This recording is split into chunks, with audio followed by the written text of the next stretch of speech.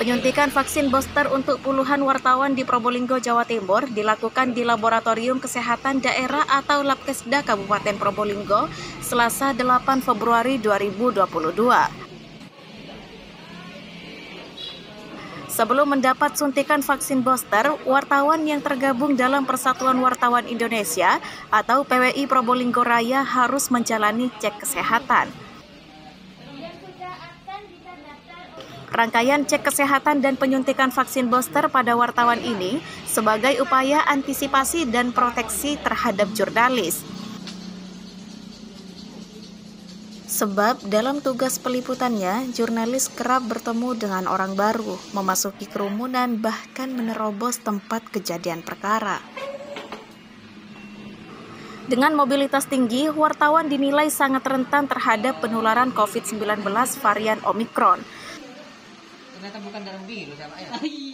Apalagi varian itu terkenal lebih cepat menular daripada varian sebelumnya, walau dampak yang ditimbulkan tidak seganas varian sebelumnya.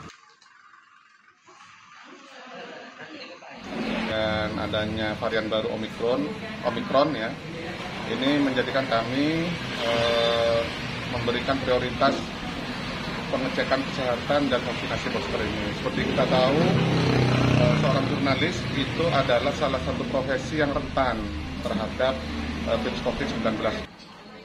Vaksinator dalam vaksinasi terhadap kelompok pewarta ini berasal dari Puskesmas Sumberasih dan tim medis Labkesda.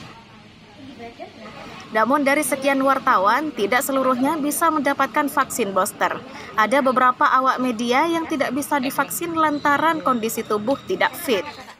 Ini Puskesmas Sumberasih didapuk untuk melakukan pemeriksaan kepada teman-teman wartawan dalam rangka Hari Pers Nasional ya.